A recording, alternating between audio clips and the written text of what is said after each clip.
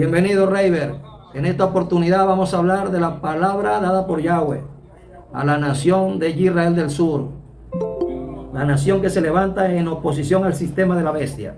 Cuéntanos, Reiber, tú qué has hecho. Repito, para los que se van conectando, Reiber ha venido haciendo un estudio minucioso, un análisis y un seguimiento minucioso de la palabra profética dada para la Israel del Sur, la palabra profética dada por diferentes profetas desde hace 30 años para acá. Reiber ha venido haciendo un análisis bien profundo de lo que el Eterno ha hablado, y sé que va a dar un aire, va a dar una nueva interpretación a mucha gente que ha escuchado a los profetas del Evangelio o del cristiano evangeliquismo. Amén. Reiber, Amén.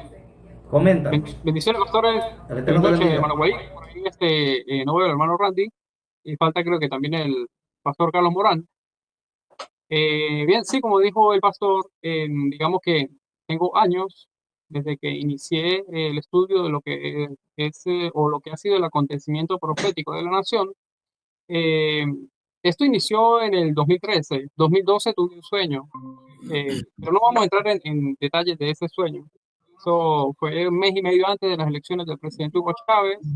El Padre Eterno me regaló un sueño. Ese sueño fue que me hizo involucrarme en el acontecimiento profético de la nación. Es mucho lo que se ha hablado.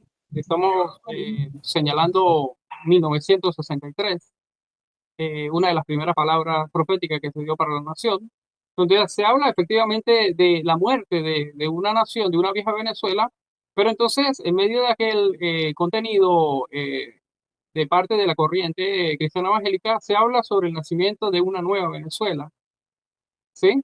Tema que me llevó a conocer, digamos, un poco o a profundizar un poco en la parte política de la nación y a llevarme a hacerme una pregunta, ¿sí?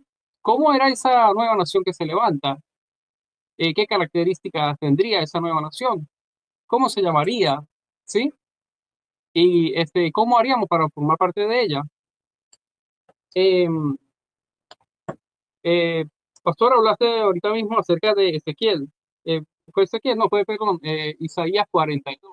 Isaías 42. ¿Me permite mi amor? Isaías 42. Ahí. Aquí lo tengo ya.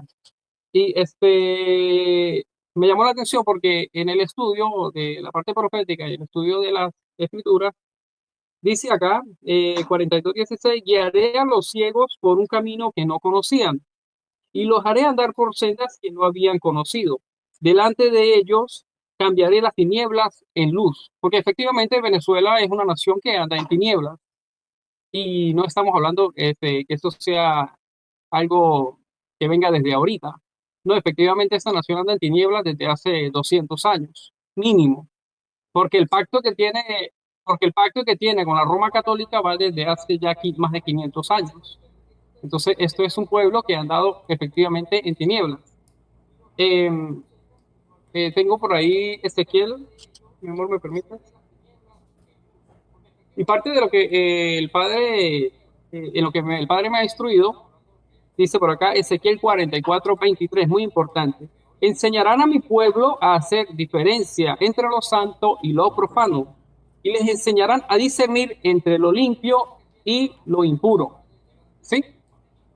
Para eso entonces el Padre Eterno nos ha capacitado, nos ha dado dirección, y una vez pues entendiendo ya y viviendo, digamos, esta parte de juicio de la nación, donde la nación ha sido tocada en su totalidad, porque no hay una familia en todo el territorio nacional, no existe una sola familia que haya sido exenta, ¿sí?, de todo este proceso en el cual el Padre Eterno ha involucrado a la nación.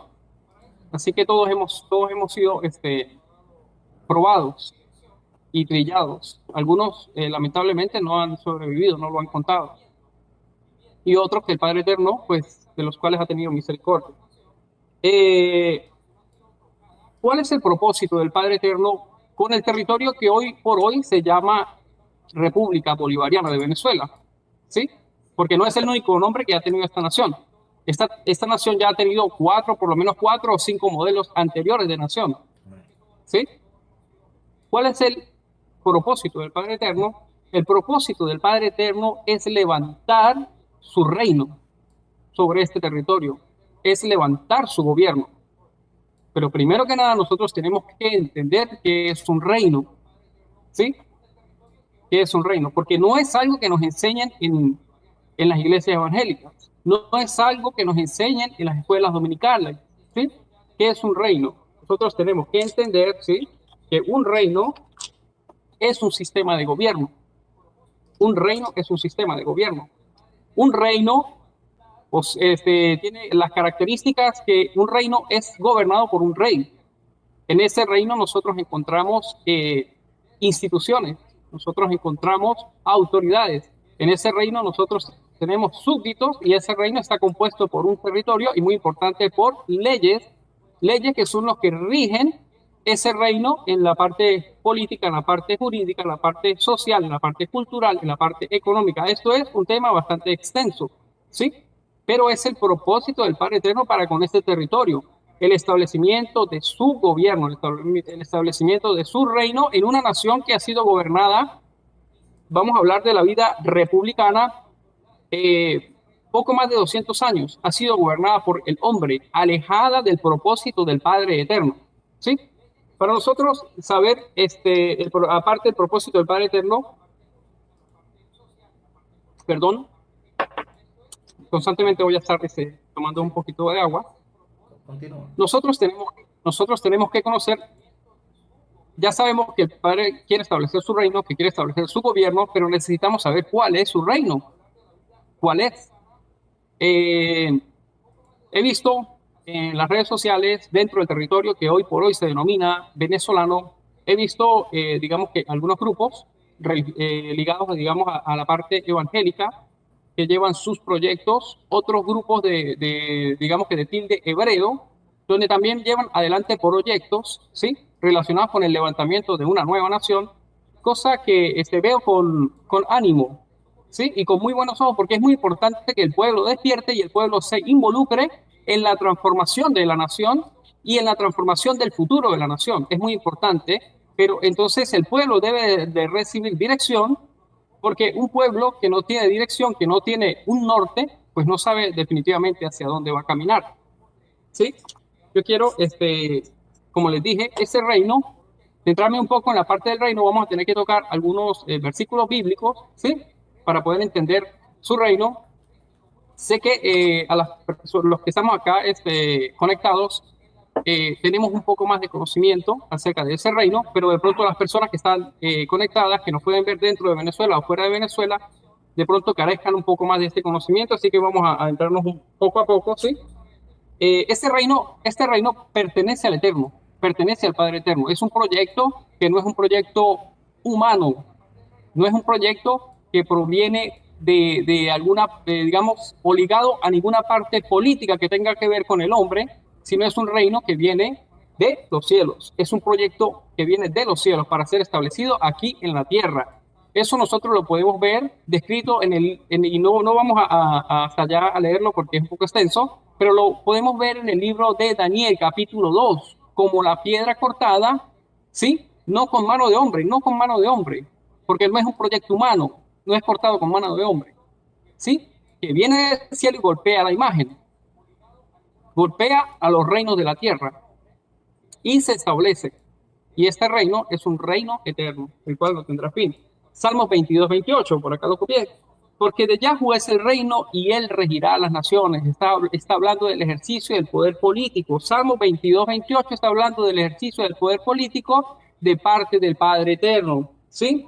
Lucas 1, 33, porque él regirá sobre la casa de Jacob. Muy importante, oído a esto, porque él regirá sobre la casa de Jacob para siempre y su reino no tendrá fin. ¿Sí? Vamos a conocer cuál es el nombre de ese reino. Sí, vamos a ver el chip 35, 10 y 11. Y él lo que dijo, tu nombre es Jacob, refiriéndose a la descendencia de Abraham. Tu nombre es Jacob. No te llamarás más Jacob, sino que tu nombre será Israel. Israel. Y le puso el nombre de Israel.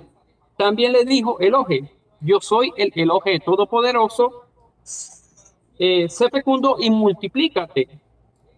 una nación y multitud de naciones vendrán de ti y reyes saldrán de tus lomos. ¿Sí? Eso lo conseguimos en Génesis 35, 10, 11. Oído a esto, una nación, una nación, una nación y multitud de naciones procederán de ti y reyes saldrán de tus lomos. ¿Sí? La promesa que el Padre Eterno le está dando a Jacob cuando le cambia el nombre a Israel, la promesa es de heredar, ¿sí? Heredar el poder político de las naciones a través de una nación llamada Israel. Israel, Israel. Oído con esto, una nación y multitud de naciones saldrán de ti. Es lo mismo que el Padre Eterno le dice a Faraón a través de Moisés. Israel es mi hijo, mi primogénito. Cuando el Padre Eterno hace esta declaración a través de Moshe Rabenu, está diciendo, Israel es la primera nación de muchas naciones, pero Israel es la primera, Israel es la primera, ¿sí? Nos vamos acercando a lo que es, a cuál es el reino del Eterno y a quién está dada la promesa, ¿sí? A Israel. Ok, ya sabemos entonces que ese reino es Israel. Es un reino. Hablamos que un reino está compuesto, como les dije, por un rey, autoridades, instituciones, territorios, súbditos. Este reino, como les estamos leyendo, pues es Israel. Ahora, este reino tiene digamos que la parte política, o la pudiéramos llamar nosotros teocracia, que proviene del latín, ¿sí? Poder de Dios o gobierno de Dios. Usamos la palabra en latín para que sea entendido entre las personas que de pronto tienen o carecen de conocimiento, porque es un pueblo o conoce, o el único, digamos, movimiento político que se conoce es la democracia, pueblo democrático, que carece de conocimiento de la teocracia, pero que en hebreo nosotros lo entendemos como Malhut, Malhut del Eterno. Ahora, este reino de Dios o el verdadero reino de Dios, nosotros tenemos que hacer diferencia entre lo predicado en las iglesias, entre lo predicado en las religiones y lo que la escritura a nosotros nos enseña. ¿Sí? Luego del siglo XVIII, el reino que se presenta es un reino místico, un reino espiritual, un reino místico espiritual para ser heredado en las nubes después de que nosotros nos muramos. ¿Sí? Para ser establecido en las nubes cuando el ser humano ya no tenga vida, después de la muerte. Eso es el reino que se nos ha vendido, ¿sí? Y la teología que se predica desde los púlpitos evangélicos, que Jesús va a venir a llevarse a su pueblo a vivir en las nubes. Pero no es lo que la Escritura nos enseña, porque la Escritura nos enseña que los mansos heredarán la tierra, los mansos no heredarán las nubes. No es un reino para ser establecido en los cielos, porque en los cielos ya hay reino.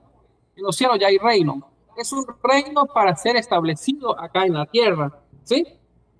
Vamos a Jeremías 23:5.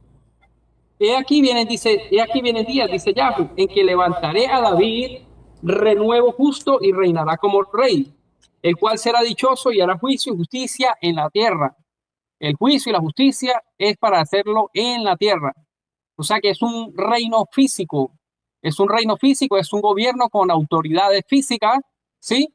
Con un territorio físico, con leyes, pero las leyes de este reino son leyes espirituales, porque son leyes que emanan del mismo trono de Dios, lo que nosotros pudiéramos entender como pacto.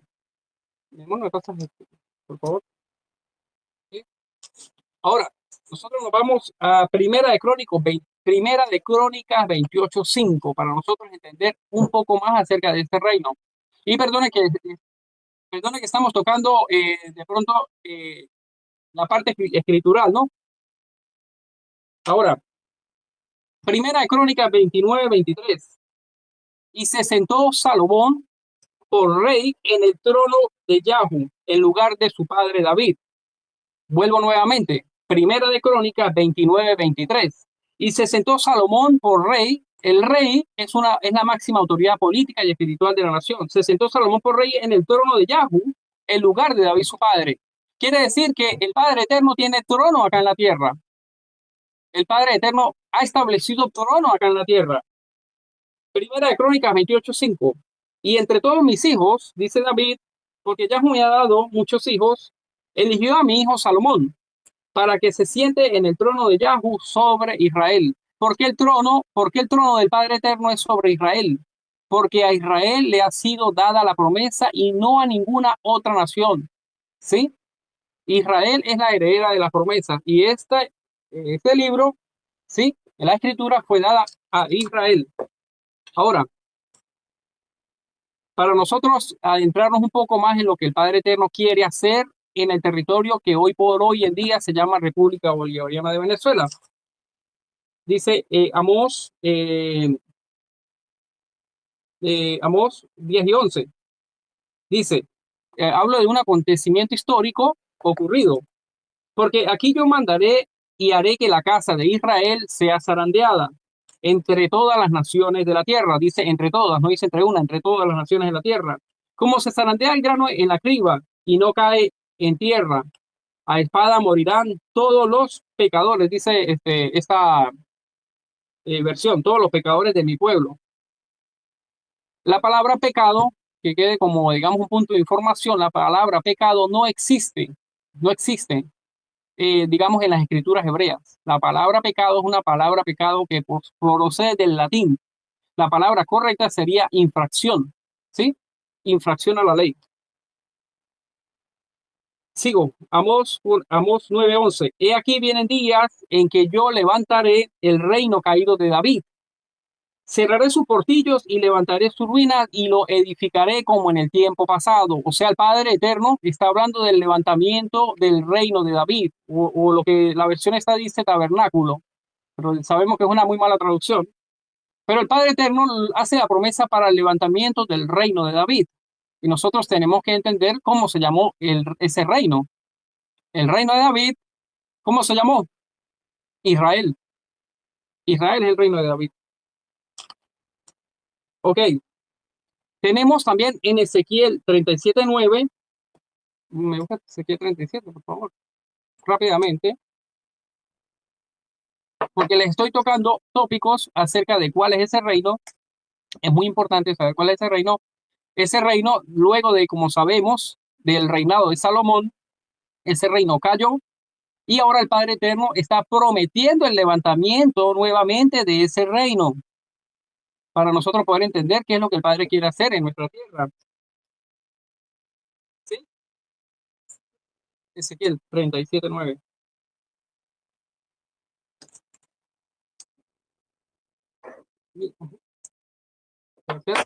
Ok, Ezequiel 37:9.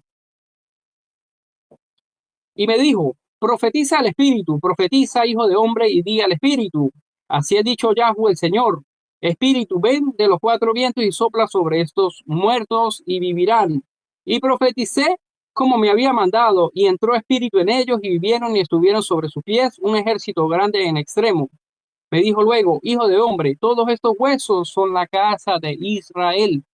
O sea, la promesa del Padre Eterno para volver nuevamente a la vida a la casa de Israel. Amén. Amén.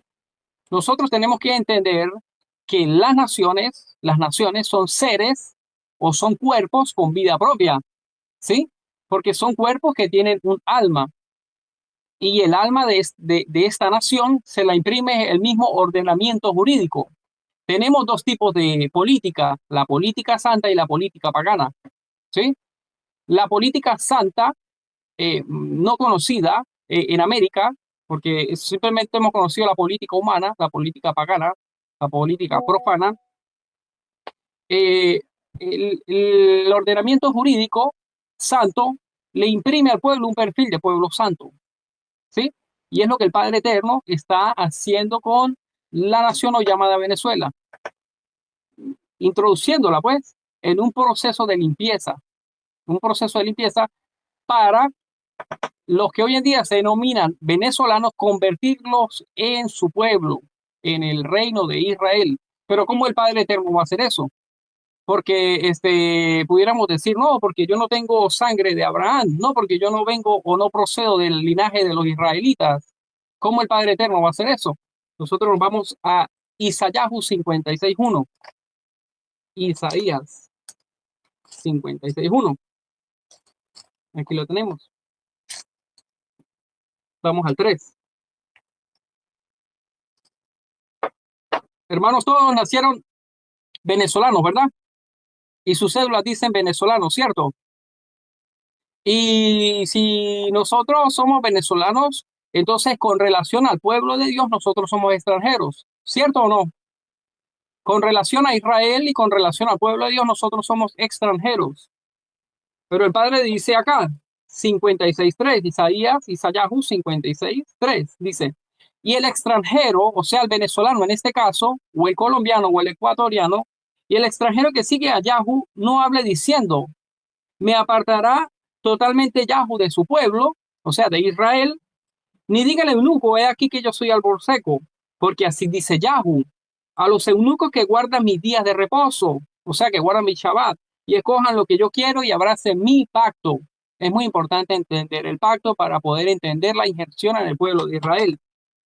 Yo les daré lugar en mi casa, dice el Padre Eterno, a esos extranjeros que guarden mi día de reposo y que abracen el pacto. Yo le daré lugar entre mi casa y dentro de mis muros, mejor nombre que al de hijos y al de hijas. Nombre perpetuo les daré que nunca perecerá. Entonces la promesa del Padre Eterno para la restauración de su reino Israel, porque no hay una nación, no hay otra nación aparte de Israel a la cual el Padre Eterno le haya dado promesa, sino a Israel. Es cierto que después de Israel vendrán otras naciones más, como leímos, ¿verdad? Pero Israel es el primogénito y la promesa de restauración es para Israel. No hay promesa de restauración para Venezuela. He visto últimamente que pastores, sé que son hombres que se consagran a Dios porque lo sé, son hombres que ayunan, son hombres que predican, son hombres de oración, son hombres que se preocupan por el prójimo, pero he visto que pastores están colocando la bandera de 7 estrellas en sus estados de WhatsApp, porque ellos añoran la Cuarta República, ellos añoran ese sistema copellano y adeco de la nación, ¿sí? Pero hermanos que me escuchan, no hay aquí, no hay promesa de restauración para Venezuela, no la hay, no la hay. Y si la hay, pues yo sería obediente y atento a escuchar si la hubiera, pero no hay promesa de restauración para Venezuela. En dado caso, y perdone que me extienda, pero es necesario llevar este conocimiento, en dado caso de que el Padre Eterno deseara restaurar Venezuela, entonces nosotros tenemos que hacernos una pregunta. ¿Cuál Venezuela será restaurada? Porque tenemos la Venezuela católica, ¿sí? Tenemos la Venezuela de los terratenientes, ¿sí? Tenemos la Venezuela de los militares, ¿sí? La que viene de 1898 hasta 1958, que fue gobernada por la bota militar andina. Tenemos la Venezuela cuarta republicana y tenemos esta quinta Venezuela socialista. Entonces, si el Padre Eterno restaura, ¿cuál de esas 5 Venezuelas va a restaurar? La católica, la Venezuela católica, la Venezuela que era gobernada por monarquía española, porque tenemos también que tener en cuenta que en aquel entonces teníamos Venezuela era un departamento, ¿sí? Gobernado por la Nueva Granada. Estaba la Nueva Granada, la Nueva Segovia, que eran teocracias católicas. Y nosotros teníamos un pueblo que no era un pueblo liberal, sino era un pueblo conservador. Entonces, a los pastores y a las personas que añoran la restauración de Venezuela, no va a haber restauración para Venezuela. No va a haber restauración para Venezuela. Lo que se restaura, según lo que el Padre Eterno ha prometido, es Israel. Es Israel. Y fuera de Israel no hay salvación. Vamos un momentito a Romanos 11, perdone que me involucre tanto en la parte escritural, pero es necesario poder sustentar lo que estamos hablando, ¿sí? Lo que estamos diciendo y la dirección que estamos dando, es necesario sustentarla para que no digan, no, que aquel está inventando, aquel está hablando de mal, aquel está diciendo, porque, como les dije, hay grupos en el territorio venezolano que se están esmerando por levantar organización de tipo evangélico, de tipo hebrea, pero apartada de las escrituras, apartada de las escrituras. Me gustó, mi amor, más bueno, dame esta, vamos a avanzar. Yo tengo varias versiones acá.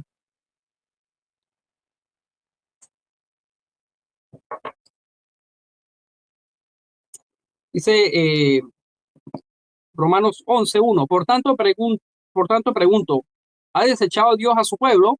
¿Ha desechado Dios a Israel? El Elohe de Israel, el Elohe de Israel que tiene pacto con Israel, ¿ha desechado a Israel? De ninguna manera, porque también soy israelita, descendiente de Abraham, de la tribu de Benjamín. Y leemos que dice israelita, no dice israelí. Israelí es otra cosa. Dentro de poquito vamos a tocarla. Israelí es otra cosa. La nacionalidad o el gentilicio del reino es israelita.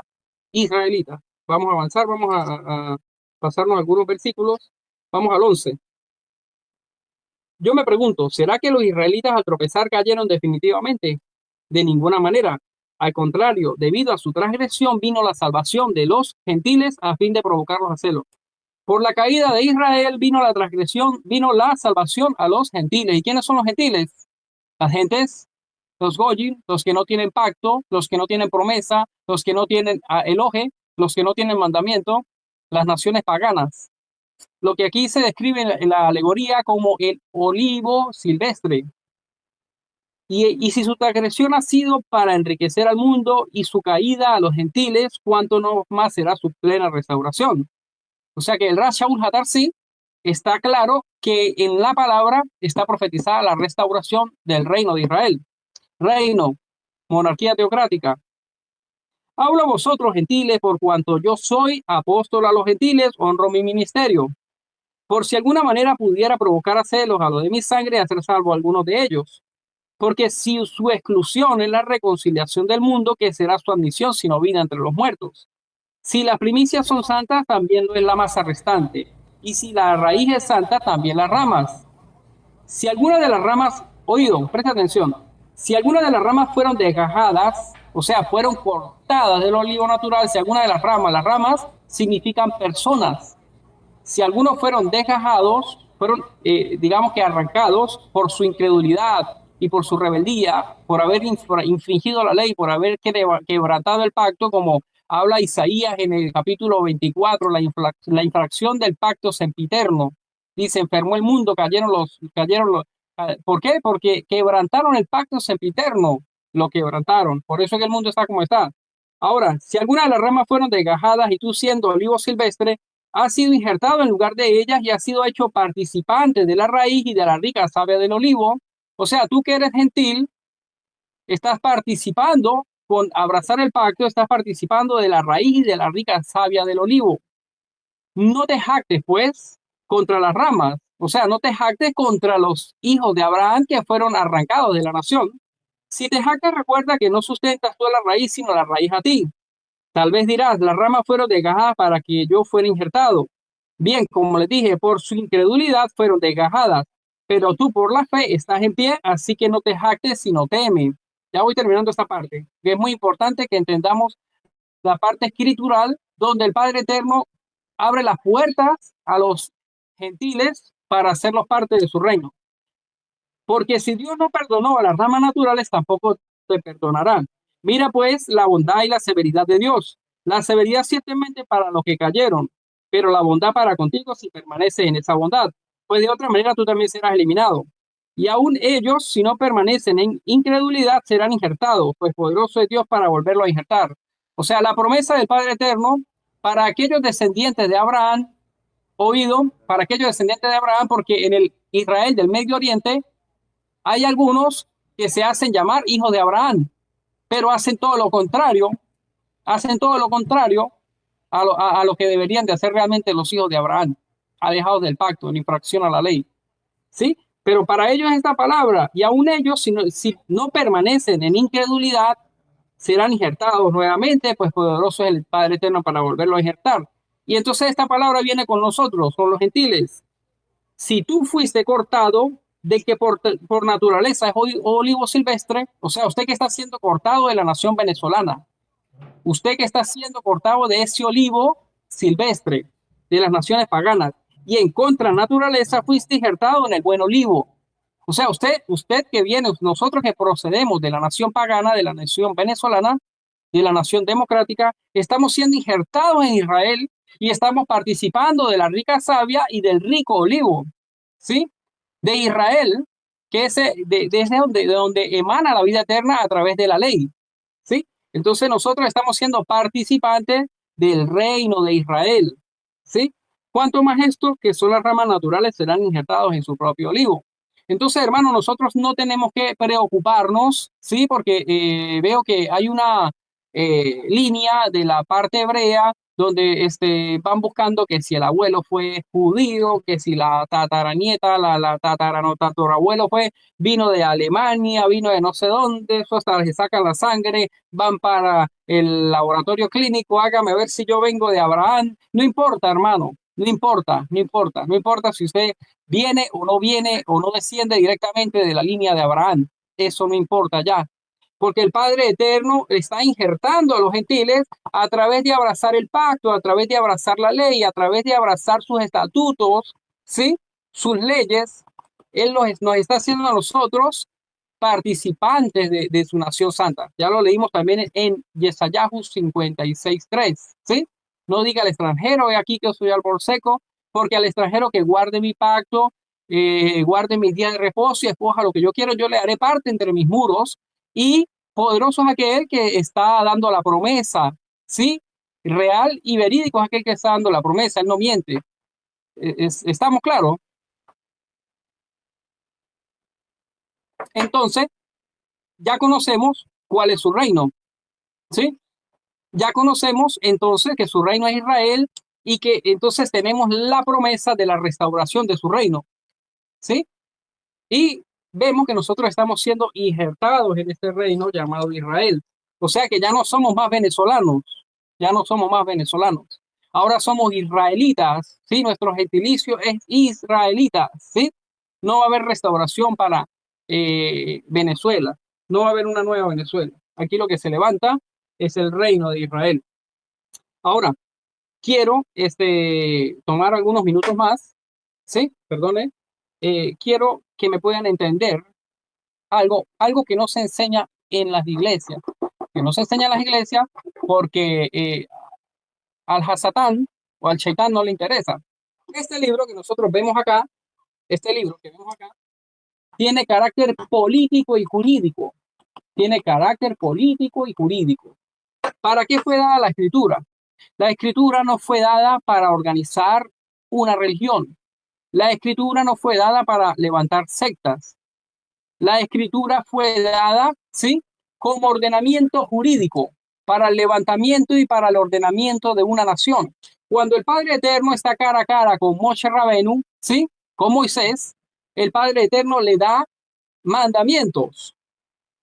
Los mandamientos que van a ser la base jurídica, teología política, que va a ordenar ese reino en lo político, en lo militar, en lo jurídico, en lo económico, en lo social, en lo cultural, en todos los ámbitos de la nación. ¿Me entienden?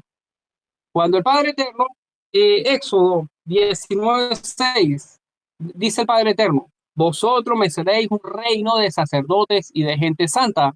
Vosotros me seréis un reino de sacerdotes y de gente santa. O sea, vosotros seréis pueblo. Pero como les dije, pueblo no es que agarramos la palabra y ya confesamos alguna religión, confesamos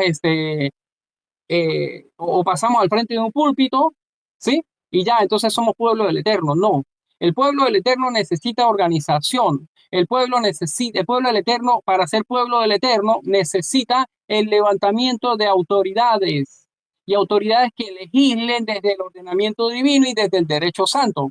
¿Me entienden? Para todo aquel que va escuchando.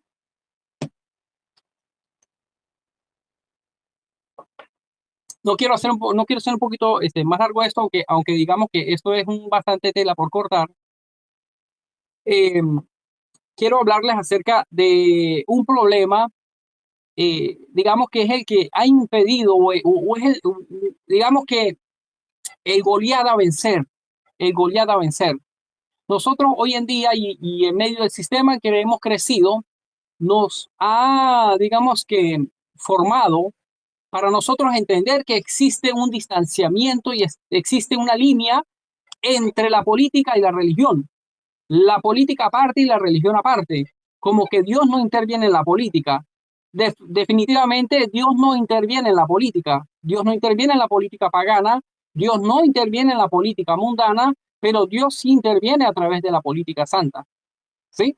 Nosotros podemos ver, como les dije, que esta palabra fue dada como un proyecto política santa. ¿Sí? Y los profetas, óigase bien, los profetas fueron fieles defensores de este ordenamiento jurídico santo, incluso con su vida. Porque ellos cuando iban directamente a los reyes. Los profetas iban directamente a los reyes para que los reyes volvieran su camino al ordenamiento santo y les decían, vuelvan a la senda antigua. La senda antigua fueron los mandamientos dados a Moshe Rabenu, vuelvan a la senda antigua. Era el llamado de los profetas. Pero los profetas recibieron persecución, pero no recibieron persecución porque se nos hace entender a nosotros que los profetas iban como que predicando una religión. No, no.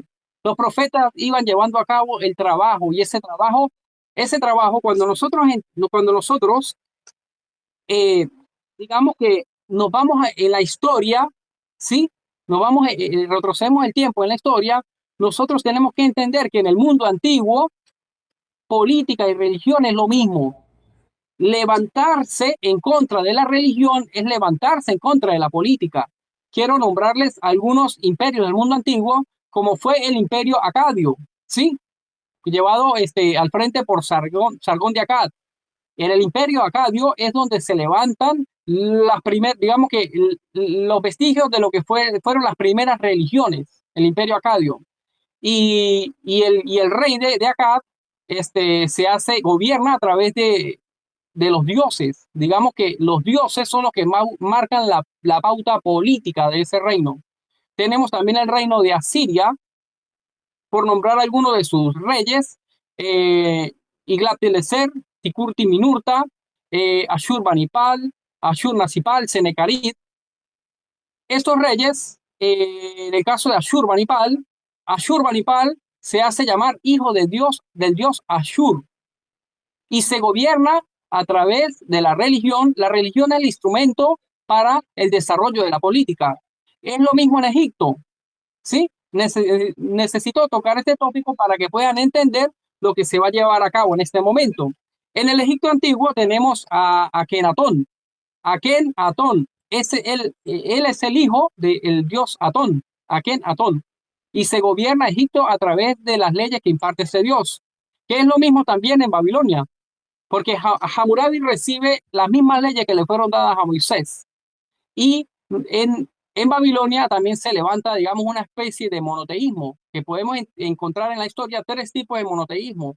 El monoteísmo en torno al dios Atón, el monoteísmo en torno al dios Marduk y el monoteísmo en torno al dios de Israel. Tres tipos de monoteísmo. Y en Babilonia también se ordena la parte política desde la religión.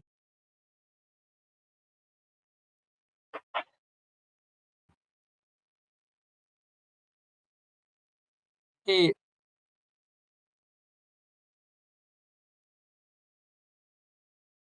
ok, sí, efectivamente, pastor. Y efectivamente, para nosotros poder comprender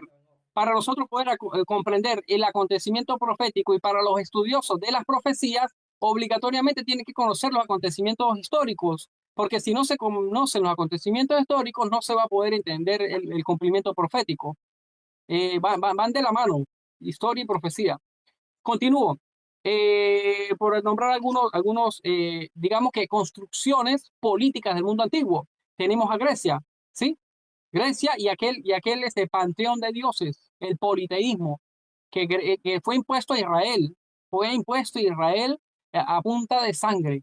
A punta de sangre fue impuesto el monoteísmo. En aquel tiempo se llamó el helenismo. El helenismo son aquellos, o se traduce como aquellos que hablan como los griegos. O sea, israelitas que dejaron de vestirse, digamos, como israelitas para comenzar a vestirse como los griegos, ¿sí? Y a tomar las conductas de los griegos y tenemos eh, la lucha de los macabeos en aquel entonces, pero no me voy a extender a tocar la lucha de los macabeos porque si no, no terminamos esta noche. Entonces, quiero también entonces repasar un poco acerca de Roma. Sí, ya hablamos de Egipto, ya hablamos un poco del Imperio Acadio, del Imperio Asirio, hay muchos más imperios, pero del Imperio Griego, pero vamos llegando entonces a Roma, que es lo que a nosotros nos atañe. ¿Por qué Roma? ¿Por qué Roma? Porque el sistema político que tiene Venezuela es romano. Así que nosotros, si queremos entender en medio del sistema que estamos viviendo, tenemos que entonces conocer a la Roma antigua. ¿Sí? Es muy importante. Cuando nosotros nos referimos a Roma, ya con esto de Roma termino la intervención, ya sabemos que el Está reino de Israel marcando y ya sabemos que la restauración es el reino 15 de Israel, lo minutos. que se levanta acá es el reino de Israel. Israel en el sur de América, Israel, por eso el término Israel del sur, Israel en el sur de América. Para terminar con la parte de Roma, para saber de cómo y de qué manera nosotros no gobierna la bestia, Roma, cuando nosotros hablamos de Roma, oído, tenemos que entender que Roma no es una sola. Roma son tres Romas, son tres ordenamientos romanos. El primer ordenamiento romano es Roma monarquía, cuyo primer rey fue Rómulo y el último rey fue Tarquino. ¿Sí? Con la caída del rey Tarquino se acaba la Roma monárquica. Pero pasa que entonces con Julio César se levanta la Roma republicana, la Roma republicana, la Roma de los Césares, la Roma del Senado, la Roma de los legisladores romanos, la Roma de los senadores. Esta Roma es una Roma eh, politeísta que tiene tres tipos de dioses. Dioses espíritu, dioses hechos de barro y dioses, digamos, los dioses, los dioses que son los héroes de la nación, los dioses héroes de la nación, como por lo menos Julio César. Julio César era venerado como un dios, incluso tenía sus propios sacerdotes, que eran los sacerdotes julianes.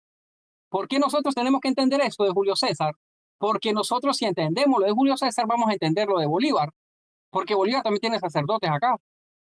Y usted va a decir, wow, ahora entiendo por qué aquella Roma y esta Roma están íntimamente ligadas. ¿Sí? En aquella Roma nosotros tenemos la legalización de los vicios. En aquella Roma nosotros tenemos la legalización de la prostitución. En aquella Roma, Roma republicana, nosotros tenemos lo que es el libre culto. Roma, en el caso de Roma y en el caso de Israel, mira, Roma es prostituta, porque Roma tiene pacto con muchos dioses. Y en la medida en que Roma va invadiendo naciones, va conquistando naciones, digamos, va concertando con mayores dioses y va aceptando mayores dioses. Pero en el caso de Israel, Israel no es prostituta, Israel es adúltera, porque Israel tiene marido, Israel sí tiene pacto con un eloje, pero Roma no, Roma tiene libre culto. ¿Sí? Ahora, nosotros, esa sería la segunda Roma, la Roma republicana, no se le olvide el nombre, no Roma republicana, que nosotros tenemos un hecho histórico. Voy terminando, pastor. Voy terminando, pastor. Luego de la muerte de nuestro Adón, Yahushua Hamashiach o Yahshua Hamashiach, porque en cualquiera de las dos pronunciaciones está bien, una en el nombre corto y otra en el nombre largo, Yahshua o Yahushua Hamashiach, la salvación de Yahu o de Yah, que es el nombre corto. Luego de la muerte, entonces nosotros tenemos un levantamiento mesiánico, tenemos un movimiento mesiánico que no podemos confundirlo con cristianismo, porque luego de la muerte de nuestro don Yahushua HaMashiach, el cristianismo no existe, históricamente el cristianismo no existe. Lo que tenemos es un movimiento mesiánico, lo que tenemos es una lucha de judíos contra judíos, judíos que creen en Yahshua contra judíos que no creen que Yahshua es el Mesías. No tenemos cristianismo. Tenemos judíos que creen en el Mashiach contra judíos que no creen en el Mashiach. Es lo que tenemos luego de la muerte. Ya con el paso del primer siglo, el segundo siglo, entonces lo que vamos a tener son sectas que van reinterpretando a la persona del Mashiach, pero que se van divorciando, se van distanciando de la Torah, se van distanciando de Israel, se van distanciando de la cultura hebrea y van abrazando la cultura helénica, la cultura romana que procede de Grecia. Entonces ya no tenemos a Mashiach histórico. Ahora vamos teniendo y vamos concibiendo la figura de un Cristo, de una figura que que va creciendo a través de las sectas, a través de las religiones. No se puede hablar de cristianismo porque cristianismo no existe, no ha existido nunca tal cosa como cristianismo. Lo que existió históricamente fueron cristianismos. Tenemos el cristianismo alejandrino, el cristianismo copto, el cristianismo nestoriano, el cristianismo gnóstico, y para usted contar más de 100 sectas cristianas que se llamó en aquel entonces, que se distanciaron de lo que fue lo que fue la cultura hebrea, lo que fueron la Torá, y se distanciaron del reino, porque nuestro Adón, Yahshua HaMashiach, vino a predicar fue el reino, fue el evangelio primario, ¿sí? El evangelio primario. Ahora, nosotros en el año 325, entonces tenemos el nacimiento oficial del cristianismo. Pero escuche esto, escuche el dato histórico. Nace oficialmente el cristianismo en el primer concilio, el segundo concilio, primer concilio de Nicea, el segundo concilio de Constantinopla. Tenemos el nacimiento del cristianismo, pero el cristianismo no nace como reino, sino que tiene una plataforma política que es el sistema republicano. Cristianismo bajo el sistema republicano. ¿Me entienden? Ahora, ¿qué pasó? En el año 476 se levantan los bárbaros y los bárbaros invaden Roma, invaden la Roma republicana, invaden la Roma cristiana. El cristianismo en el 325 toma los espacios de poder político de la Roma republicana, los que fueron los sacerdotes del dios Júpiter quedaron prácticamente desempleados. Los legisladores, los senadores, los alcaldes, los gobernadores, porque fueron reemplazados por gobernadores cristianos, alcaldes cristianos, senadores cristianos, porque en aquel entonces los senadores que eran sacerdotes de dios Júpiter, pero a la vez eran senadores de la República y estaban investidos con poder político pagano, ¿sí? Ya luego entonces del 476 los bárbaros invaden, que los bárbaros pertenecen al cristianismo arriano. Los bárbaros invaden porque ven el desafuero y el desorden social que vive aquella nación. Comenzaron las Saturnalias el 17 de diciembre, era el 23, 24 y 25 de diciembre, y hacían bebedera, borrachera, orgías, y aquello era un desastre, un desastre, un desastre. ¿Qué era lo que teníamos en el gobierno? ¿Cuál era la teología política del momento? Cristianismo republicano, cristianismo pagano, ¿sí? Pero recuerde que el cristianismo está ejerciendo los poderes políticos, pero dentro de la nación hay libre culto, para que nosotros podamos entender la Venezuela que tenemos hoy en día. Luego del 476, el imperio, nace entonces el imperio germánico papal, y ya sería la tercera Roma. Primer Roma, Roma monarquía, la segunda Roma, Roma republicana, y la tercera Roma, Roma imperio papal, que gobernó que gobernó el mundo por 1200 años. Y nada más voy con una cita bíblica en Apocalipsis. Mi amor, me ayuda a buscar acá Apocalipsis para cerrar ya, porque esto es un poquito más extenso, un poquito más largo. Apocalipsis 17.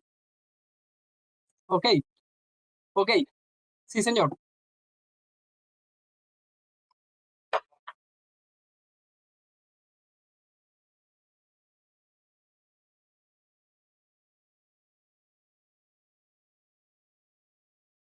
Oye, sí, es que esto es un tema, mira, es un tema muy extenso, pastor, muy extenso, demasiado extenso. Para culminar, entonces, me das, por favor, 2 minutitos para cerrar la idea. La Apocalipsis nos habla a nosotros acerca de una bestia que fue herida de muerte, pero que la herida fue sanada. Yo sé que ustedes saben mucho más que yo de Biblia, porque ustedes son hombres que están al frente de un púlpito, semana a semana, día a día, mes a mes, año a año. Esta bestialidad de muerte está hablando directamente del sistema republicano que cae en el 476 y que con Napoleón Bonaparte vuelve nuevamente a la vida. Por eso dice la bestia que era y que no es y que va a volver a ser y cuya herida fue sanada. Porque en el siglo XVI se levanta el pensamiento humanista nuevamente y la masonería lleva al frente un proyecto político para restaurar a la Roma antigua, que fue el antiguo orden secular, como el nuevo orden secular.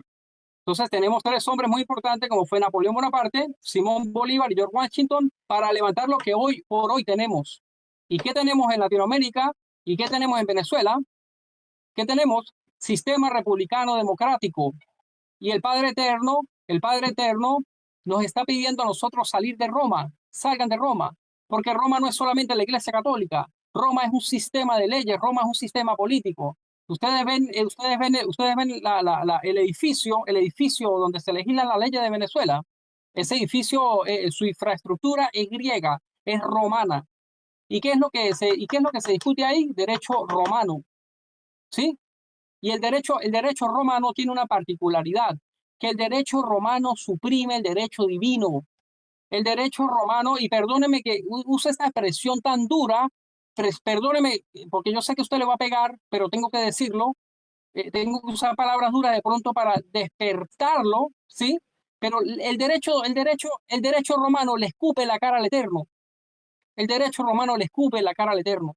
El derecho romano aprueba el aborto. El derecho romano aprueba el homosexualismo. El derecho romano aprueba la explotación comercial del vicio y la muerte.